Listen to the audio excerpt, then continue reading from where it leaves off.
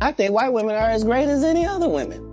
But I'm not gonna act like I'm not scared of them. I have a reason to be scared. You could be Kang the Conqueror, and they could take your... Sharpe was recently set on fire by Katt Williams, and he didn't hold back at all this time. Katt took a direct shot when Shannon was fired by ESPN, declaring that he had no pity for a man who disregarded direct warnings. Katt said that Shannon had been out here acting like the smartest man on TV, giving advice to everyone's uncle. He was played like a rookie, though, when it came down to it.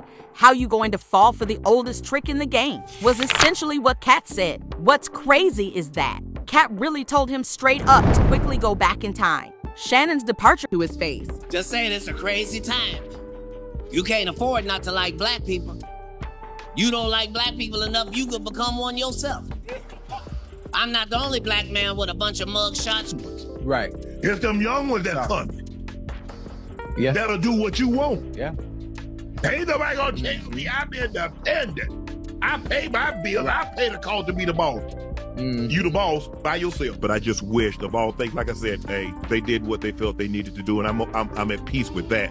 But I just wish, guys, this thing could have went. From ESPN wasn't a random Tuesday. It happened immediately after he surreptitiously reached a $50 million settlement with Gabriela Zuniga, an OnlyFans model. That's career-ending heat, not some minor scandal. The bit that hurts is this: he was promised this would occur by Katt Williams. Katt looked Shannon in the eye at that notorious Club Shay Shay interview and cautioned that he could ruin his entire legacy by falling for the wrong kind of lady. Monique even supported him, advising Shannon to be aware of his surroundings, defend himself, and avoid becoming careless because of his position. However, Shannon chose to wade right into the disaster rather than follow that motto. With every news link to that $50 million deal, he is currently unemployed, humiliated, and in full damage control mode. He is also trending for all the wrong reasons. Insiders also claim that Katt didn't issue that warning at random because he was aware of Shannon's covert relationship with Gabriela and could see the setup coming. As you can see, Katt skillfully pretended to be discussing the Jonathan Major dilemma during the Club Shay Shay interview, but he was actually aiming directly at Shannon across the table. In order to have it go unnoticed by everyone but Shannon, he simply wrapped it in a joke. And the reason it's even colder is that Katt has once again shown that he's the most genuine man in the room, even if he's the funniest. He never lies, even though he is a clown. He also offered Shannon a great chance to avoid the bullet this time, but Shannon dismissed it as if it didn't happen. We now know that Shannon made an effort to make things right by quietly settling with Gabriela and paying her millions of dollars. He sincerely believed it would make everything better and allow him to continue working for ESPN, but it didn't work out. He made a poor calculation. Even nonetheless, ESPN fired him. And now that the hush money has been removed, Gabriela's narrative isn't finished, and her career is in limbo, and her reputation is uncertain. Rumor has it that she is already negotiating for exclusive interviews and may possibly be pursuing a book deal. Shannon, meanwhile, is silently watching as everything goes south. And then all of a sudden, Gabriela Zuniga made the decisive move. 24 hours after the lawsuit settlement made news. Officially, she left OnlyFans. Suddenly, it was gone. She posted a well-thought-out statement on Instagram, making it seem as though she had just won the lottery, which she had. "I have made the decision to retire from OnlyFans as of today," she stated. "I'm grateful for all of your amazing help over the last few years. I could never have dreamed of the life this community has given me." In addition to continuing to be active on social media, I'm excited to reveal a number of new projects that I'm working on. I'm genuinely looking forward to this next phase. Interpretation, she fastened the bag. Additionally, generational wealth status is not just any bag. One incident with I'm grateful I'm not 56 and trying. You tried to say what you tried to say. I'm looking right at you. I I'm grateful. I ain't backing down. You better take with a 50-year-old sports analyst who ought to have known better was all that was required. While Shannon is left looking like a cautionary tale in a suit, Gabriela is out here giving herself a victory lap. Like, hurry up, I'm going on to new projects, she remarked. That's code for influencer agreements, endorsements, and possibly even a book or documentary. And it was all made possible by Shannon Sharpe's error. He actually gave her enough money to leave the stage on which she rose to fame and begin a completely new chapter in her life without any worries. It's really impossible to make this stuff up. Gabriella is out there winning, shining, and thanking her fans like she just wrapped up a sold-out world tour, while Shannon is rushing to clear his name. This is why this moment is so important. No one is overlooking Shannon Sharpe's actions. He was ignited by social media, and the fire hasn't gone out. You see, it's not just about Gabriella playing him. That's already awkward enough. People are dragging him because of his blatant hypocrisy. Levin, the dad who recently went viral for stating that he would not spend more than $30,000 on his daughter's wedding, is the same one. He is claimed to have stated, "It's just one day, she will just receive a budget." He was previously criticized at the time for being frugal with family, but now there is a full-fledged outcry. The worst part is that leaked SMS and direct messages have been discovered. Shannon acknowledged spending $25,000 each sheet on Gabriella, according to those. Nor per month, nor per date, but per sheet. We are referring to motel betting. Fans made the connection right away, and the criticism was harsh. On X, someone wrote, "It had to happen. He let himself be seen. How come your own daughter has a Motel 6 budget for the most important day of her life while you are out here handing six-figure checks to an OnlyFans girl?" Another responded by saying, "Shannon Sharpe has done a lot of things wrong, but the second I found out he's out here being cheap with his daughter while breaking the bank for some X-rated model, I was done." And that's only the beginning. Shannon's reputation as the sage, tough-minded elder person in sports media is now in ruins. Although he spoke like a leader, his behavior betrays a completely different picture. The respect, admiration, and trust are quickly disappearing. He is currently being clowned by individuals who claim he paid for pillow talk while neglecting his own blood.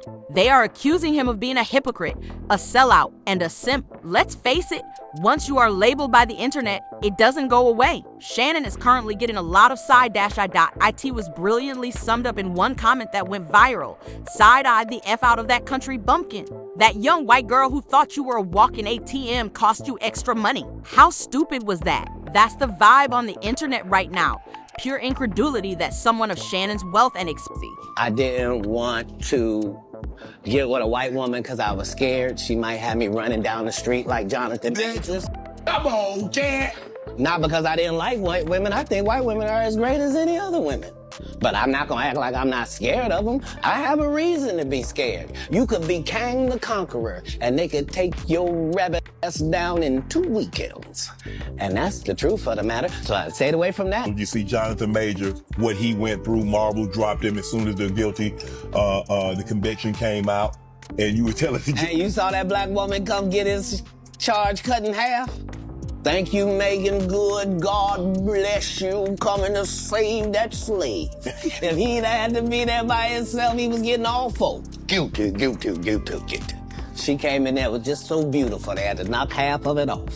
experience could allow himself to be publicly chastised. And when you think it can't get any more embarrassing, you're hit with another blow. Just a few days after Shannon and Gabriella reached that enormous settlement, he was abruptly fired by ESPN. Silent, icy, and vicious, the way ESPN handled it was what truly got people talking. No press release, no farewell post, no formal message. Instead of treating Shannon as a legend, they viewed him as a liability. ESPN didn't even bother to consider responding to People magazine's request for comment. They obviously no longer wanted to interact with Shannon.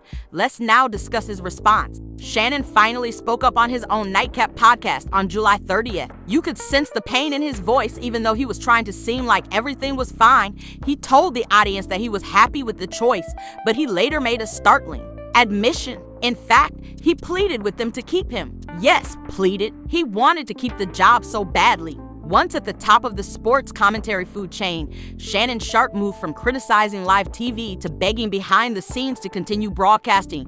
ESPN didn't blink, though. They released him. Just silence, no respect, no explanation.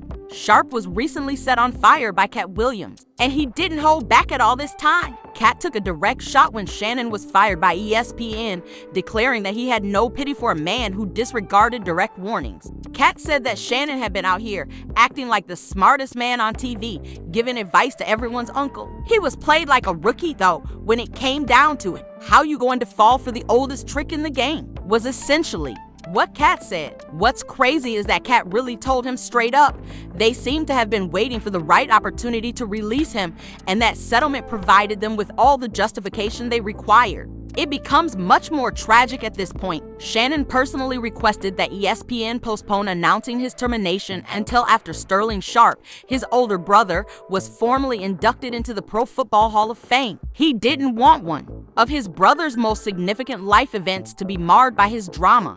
Blood is that. Family is that. However, Disney and ESPN showed no mercy. Timing didn't matter to them. Family didn't matter to them. Nevertheless, they pulled the trigger. On his Nightcap podcast, Shannon later acknowledged that he had to apologize to Sterling because his brother's induction was overshadowed by the stories about his lawsuit and termination. Consider that. Your brother's legacy moment is being ruined by your personal controversy. Money can't make up for that kind of shame. But hold on, it gets weirder. Shannon was in advanced talks to clinch a staggering $100 million media agreement just weeks before the lawsuit hit the fan. Yes, you read correctly, $100 million.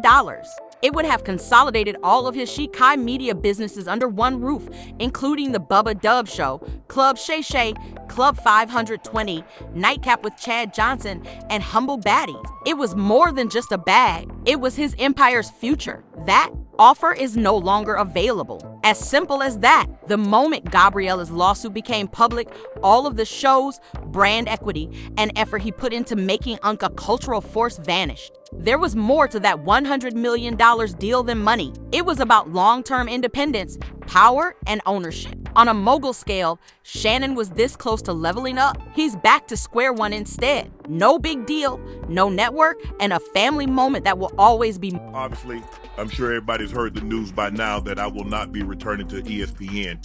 I found out this information a little earlier in the week, and really the only thing that I really ask is like, guys, could we wait until Monday? My brother's going into the Pro Football Hall of Fame. I really wanted to be about him, and I wanted to be about my family. I know this coming out will overshadow everything that he's worked his entire life for. And unfortunately, it didn't happen that way. And so, as I told him, as I profusely apologized to him earlier today, he said, bro, stop apologizing. You don't have to apologize. I'm your big bro. I'm going to love you regardless. We all make mistakes. And he says, bro, I love you. So I'm done with this. You're done with it too. Move on. And I really enjoyed my. Marred. Here's the brutal truth. 3 days prior to Gabriella dropping the litigation bomb on April 18th, Front Office Sports revealed that Shannon Sharpe was close to signing a huge contract for more than $100 million. Not merely conjecture. This was happening. The documents were almost complete. The industry was booming. However, after that lawsuit was made public, everything fell apart. The $100 million dream contract is no longer there. Disappeared overnight. The harm didn't end there either. In addition to losing his job at ESPN, Shannon was essentially shut out of the Disney media chain. Not to mention Disney's extensive reach across ESPN, ABC, Hulu, Nat Geo, and more. Having kicked out of that circle is like having a permanent do not hire warning in bright red print, especially when there is a scandal this loud and ugly.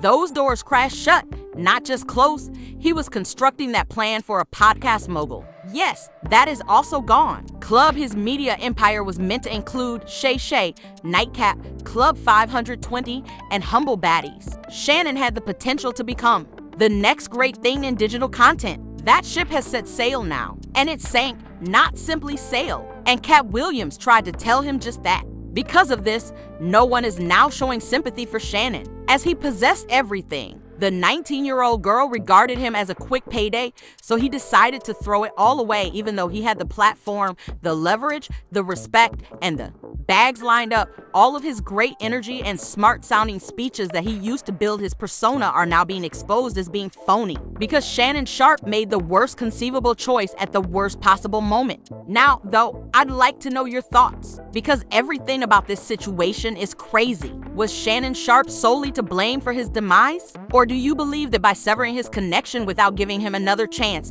ESPN acted too quickly?